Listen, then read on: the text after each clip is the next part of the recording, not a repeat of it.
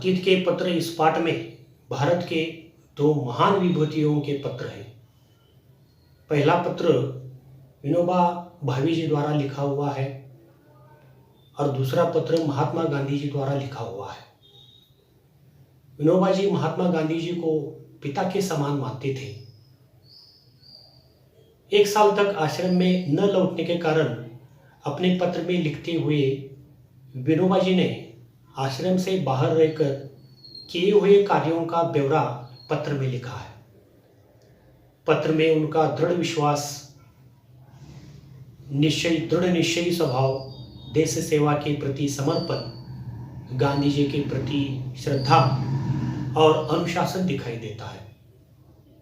दूसरा पत्र विनोबा जी के पत्र का उत्तर है जो महात्मा गांधी जी ने विनोबा जी को लिखा है। इस पत्र में गांधी जी का विनोबा के प्रति पुत्रवत प्रेम दिखाई देता है। इन दोनों पत्रों में मानवीय मूल्य अपनाने की प्रेरणा मिलती है। मैं परिच्छेद पढ़ता हूँ, आप ध्यान से सुनिए और देखिएगा। परम पूज्य बापू जी 1 साल पहले अस्वास्थ्य के कारण आश्रम से बाहर गया था। यह तय हुआ था कि 2-3 मास वहीं रहकर आश्रम लौट आऊँगा, पर 1 साल बीत गया, फिर भी मेरा कोई ठिकाना नहीं। पर मुझे कबूल करना चाहिए कि इस बारे में सारा दोष मेरा ही है। वैसे मामा फड़के को मैंने 1-2 पत्र लिखे थे। आश्रम ने मेरे इस हृदय में खास स्थान प्राप्त कर लिया है।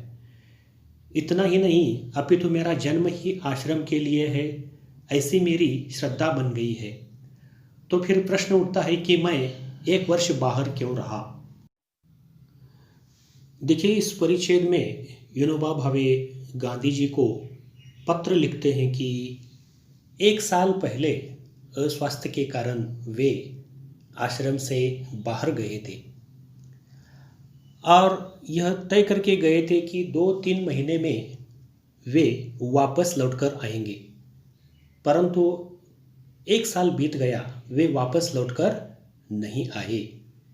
इसके लिए वे स्वयं को ही दोषी मानते हैं। वे कभी कभी वासुदेव बलवंत फड़के जी को भी पत्र लिखते थे। उनके मन में आश्रम के प्रति अपार श्रद्धा और भक्ति थी। जब मैं 10 वर्ष का था तभी मैंने ब्रह्मचर्य व्रत का पालन करते हुए देश सेवा करने का व्रत लिया था। उसके बाद मैं हाई स्कूल में दाखिल हुआ। उस समय मुझे भगवद गीता के अध्ययन का शौक लगा, पर मेरे पिताजी ने दूसरी भाषा के तौर पर फ्रेंच लेने की आज्ञा दी, तो भी गीता पर का मेरा प्रेम कम नहीं हुआ था। तभी से मैंने घर पर ही खुद ब खुद संस्कृत का अभ्यास शुरू कर दिया था। मैं आपकी आज्ञा लेकर आश्रम में दाखिल हुआ, पर उसी समय वेदांत का अभ्यास करने का अच्छा मौका हाथ लगा। वाई में नारायण शास्त्री मराठे नामक एक आजन्म ब्रह्मचारी विद्वान विद्यार्थियों को वेदांत तथा दूसरे शास्त्र सिखाने का काम करते थे। उनके पास उपनिषदों का अध्ययन करने का लोभ मुझे हुआ। इस लोभ के कारण वाई में मैं ज़्यादा समय रह गया। इतने समय में मैंने क्या क्या किया, यह लिखता हूँ। देखिए, इस परिच्छेद में विनोबा भावे लिखते हैं कि 10 वर्ष से ही उन्होंने ब्रह्मचर्य का पालन और देश सेवा करने का व्रत लिया था। हाई स्कूल में थे तब से भगवद गीता पढ़ने का उन्हें शौक लगा। उनके पिताजी फ्रेंच भाषा सीखने की जिद कर रहे थे। गीता समझने के लिए उन्होंने संस्कृत सीखा। बाद में आश्रम आए तो वेदांत सीखने लगे। बाद में वाई में नारायण शास्त्री जी मराठे, उनसे अच्छी तरह वेदांत तथा उपनिषद सीखा और इस कारण वे वाई में ज़्यादा समय रह गए। जिस लोभ के खातिर मैं इतने दिनों आश्रम से बाहर रहा, मेरा वह लोभ और उसका कार्य नीचे लिखे अनुसार है। स्वास्थ्य सुधार के निमित्त पहले तो मैंने 10-12 मील घूमना शुरू किया, बाद में 6 से 8 सेर अनाज पीसना चालू किया। आज 300 सूर्य नमस्कार और घूमना यह मेरा व्यायाम है। इससे मेरा स्वास्थ्य ठीक हो गया। इस परिच्छेद में विनोबा जी बताते हैं कि जब तक वे वाई में रहे तब तक स्वास्थ्य सुधार के लिए उन्होंने क्या क्या कार्य किया, इसका ब्यौरा, इसका वर्णन उन्होंने अपने पत्र में लिखा है। आहार के विषय में पहले 6 महीने तक तो नमक खाया, बाद में उसे छोड़ दिया। मसाले वगैरह बिल्कुल नहीं खाए और आजन्म नमक और मसाले न खाने का व्रत लिया। दूध शुरू किया।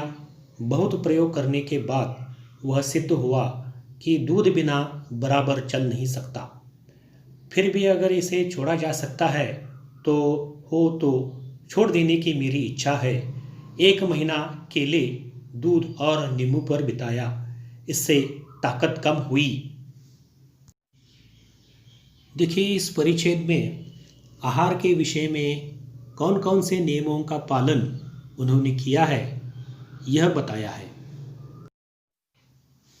कार्य, गीता का वर्ग चलाया। इसमें 6 विद्यार्थियों को अर्थ सहित सारी गीता सिखाई बिना परिश्रम के।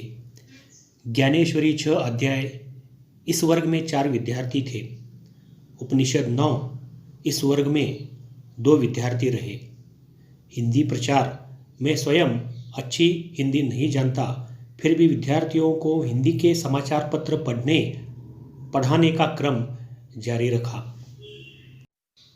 अंग्रेजी 2 विद्यार्थियों को सिखाई।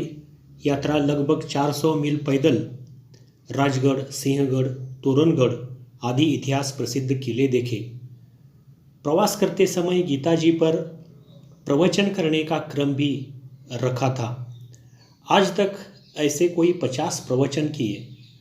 अब यहाँ से आश्रम आते हुए पहले पैदल मुंबई जाऊँगा और वहाँ से रेल से आश्रम पहुँचूँगा। मेरे साथ 25 वर्ष का एक विद्यार्थी प्रवास कर रहा है। मुझसे गीता सीखने का उसका विचार है। मैं अधिक से अधिक चैत्र शुक्ल 1 को आश्रम पहुँचूँगा। देखिए, वाई के कार्य का वर्णन विनोबा जी ने किया है। गीता का वर्ग चलाकर 6 विद्यार्थियों को अर्थ सहित गीता सिखाई, ज्ञानेश्वरी सिखाई, उपनिषद सिखाया, हिंदी भाषा का प्रचार किया, अंग्रेजी सिखाई। लगभग 400 मील पैदल चलकर राजगढ़, सिंहगढ़, तोरणगढ़ आदि किले देखे। प्रवास करते करते वे लोगों को गीता पर प्रवचन भी देते थे। वे वाई से मुंबई पैदल जाएंगे और वहाँ से रेल से आश्रम पहुँचेंगे। उनके साथ 25 वर्ष का एक विद्यार्थी भी है। वाई में विद्यार्थी मंडल नाम की एक संस्था स्थापन की। उसमें एक वाचनालय खोला और उसकी सहायता के लिए चक्की पीसने वालों का एक वर्ग शुरू किया। उसमें मैं और दूसरे 15 विद्यार्थी चक्की पीसते। जो मशीन की चक्की पर पिसवाने ले जाते, उनका काम हम 1 पैसे में 2 सेर हिसाब से करते और ये पैसे वाचनालय को देते। पैसे वालों के लड़के भी इस वर्ग में शामिल हुए थे। यह वर्ग कोई 2 मास चला और वाचनालय में 400 पुस्तकें इकट्ठी हो गई। देखिए, इस परिच्छेद में विनोबा जी वाई में रहकर उन्होंने विद्यार्थी मंडल नाम की एक संस्था स्थापन की, एक वाचनालय खोला, वाचनालय के मदद के लिए चक्की पीसने का काम शुरू किया। वे स्वयं और उनके साथ 15 विद्यार्थी चक्की पीसते। चक्की पीसकर जो पैसे इकट्ठे होते वह वाचनालय को दे देते थे और सिर्फ 2 महीने में 400 पुस्तकें उन्होंने इकट्ठा किया। सत्याग्रह के तत्वों का प्रचार करने का मैंने काफ़ी प्रयत्न किया। बड़ौदा में 10-15 मित्र हैं। इन सबको लोक सेवा करने की इच्छा है। इस कारण 3 वर्ष पहले हमने मातृभाषा के प्रचार के लिए एक संस्था स्थापित की। इस संस्था के वार्षिकोत्सव में गया था। उत्सव यानी संस्था के सभासद इकट्ठे होकर क्या काम किया, आगे क्या करना है, इसकी चर्चा। उसमें मैंने वहाँ हिंदी प्रचार करने का विचार रखा। मेरी श्रद्धा है कि वह संस्था यह काम ज़रूर करेगी। आपने हिंदी प्रचार का जो प्रयत्न शुरू किया है उसमें बड़ौदा की यह संस्था काम करने को तैयार रहेगी। अंत में सत्याग्रहाश्रम निवासी के तौर पर मेरा आचरण कैसा रहा यह कहना आवश्यक है। आस्वाद व्रत इस विषय पर भोजन संबंधी प्रकरण में ऊपर लिखा जा चुका है।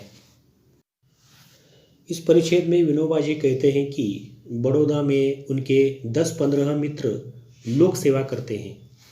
उन्होंने वहाँ एक संस्था स्थापित किया है। वे एक दिन उस संस्था में गए और उनके सामने हिंदी प्रचार करने का विचार रखा। संस्था ने यह प्रस्ताव स्वीकार कर लिया और उन्होंने हिंदी प्रचार का काम शुरू कर दिया। परिग्रह, लकड़ी की थाली, कटोरी, आश्रम का एक लोटा, धोती, कंबल और पुस्तकें, इतना ही परिग्रह रखा है। बंडी, कोट, टोपी वगैरह न पहनने का व्रत लिया है।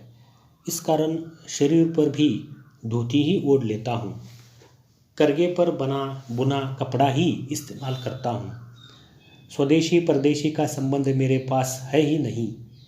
आपके संबंध मद्रास के व्याख्यान के अनुसार व्यापक अर्थ न किया हो तो ही सत्य, अहिंसा, ब्रह्मचर्य, इन व्रतों का परिपालन अपनी जानकारी में मैंने ठीक ठीक किया है, ऐसा मेरा विश्वास है। देखिए, यहाँ विनोबा जी लिखते हैं कि लकड़ी की थाली, कटोरी, लोटा, धोती, कंबल, पुस्तकें, सिर्फ इतना ही परिग्रह उन्होंने रखा है। यहाँ परिग्रह का अर्थ है संग्रह न करना। वे करगे पर बुने हुए कपड़े ही इस्तेमाल करते हैं। सत्य, अहिंसा, ब्रह्मचर्य, इन व्रतों का पालन उन्होंने ठीक तरह से किया है। अधिक क्या कहूँ, जब भी सपने आते हैं तब मन में एक ही विचार आता है, क्या ईश्वर मुझसे कोई सेवा लेगा? मैं पूर्ण श्रद्धा से इतना कह सकता हूँ कि आश्रम के नियमों के अनुसार एक को छोड़कर मैं अपना आचरण रखता हूँ, यानी मैं आश्रम का ही हूँ। आश्रम ही मेरा साध्य है। जिस एक बात की कमी का मैंने उल्लेख किया है वह है अपना भोजन यानी भाकरी स्वयं बनाना। मैंने इसका भी प्रयत्न किया पर प्रवास में यह संभव न हो सका। सत्याग्रह का या दूसरा कोई शायद रेल संबंधी सत्याग्रह शुरू करने का सवाल पैदा होता हो तो मैं तुरंत ही पहुंच जाऊंगा। यहाँ इस परिच्छेद में विनोबा जी लिखते हैं कि उनमें देश सेवा करने की दृढ़ इच्छा है। आश्रम के नियमों के अनुसार ही वे आचरण करते हैं। वे स्वावलंबी थे, स्वयं का काम स्वयं ही करते थे। सिर्फ वे रोटी बनाना नहीं सीख पाए। यदि गांधी जी सत्याग्रह करना चाहते हैं तो वे तुरंत आश्रम पहुंच जाएंगे।